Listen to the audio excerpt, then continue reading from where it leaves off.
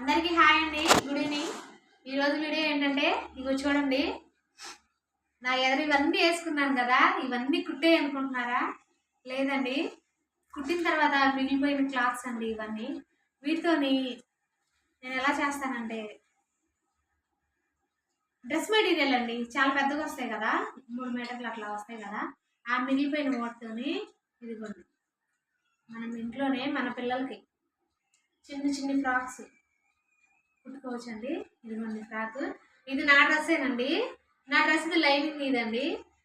Lining ఏమో body వేసేసి కింద టాప్ ఏమో ఇట్లా లంగా స్టిచ్ చేసేసానండి. ఇదిగోండి ఫ్రాక్, ఇది ఒక ఫ్రాక్, ఇది మా బుడదాన్ని కుట్టాను. అలాగే ఇంకో ఫ్రాక్ చూడండి, ఇది మా పెద్దక్క డ్రెస్ మెటీరియల్ అండి. ఇది లైనింగ్, ఇది టాప్ ది పైదండి.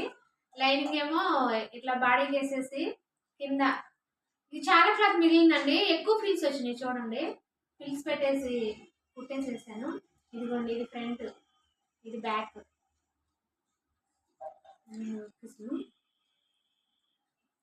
ఇది ఒక లంగా కుట్టానండి. ఇంకా క్లాత్స్ ఉన్నాయండి. ఇదిగోండి టైం లేక, ఇది మొన్న చూపించాను కదండి ఫ్రాక్ కుట్టాను, ఫుల్ ఫ్రాక్ అంబ్రెల్లా, ఇది దాంది. యూనిఫామ్స్ ఇదిగోండి, ఇది యూనిఫామ్స్ అండి.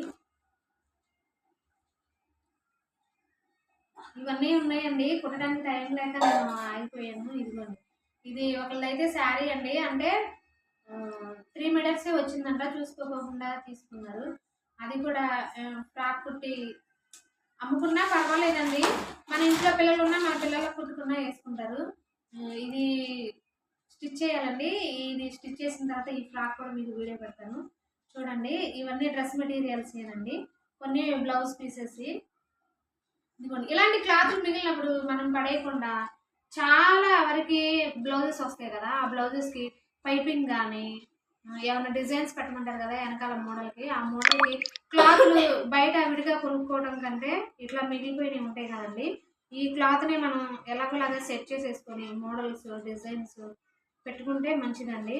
మనీ కొంచెం సేవ్ చేసుకున్నట్టు ఉంటుంది.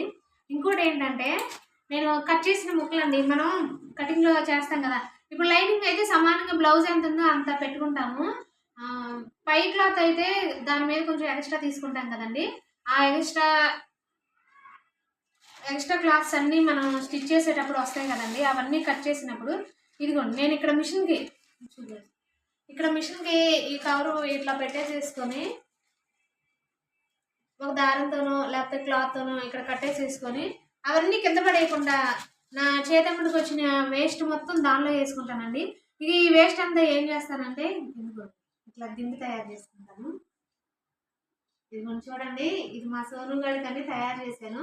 ఎవరైనా వేసుకుంటాంలే ఇంట్లోని, ఇట్లా కూడా తయారు చేసుకోవచ్చండి. ప్రతి ఒక్కటి వేస్ట్ చేయకుండా మనకు ఉపయోగపడేలాగా ఉపయోగించుకోవచ్చండి. ఓకేనండి, వీడియో నచ్చినట్టయితే లైక్ చేయండి, షేర్ చేయండి, సబ్స్క్రైబ్ చేయండి. బాయ్.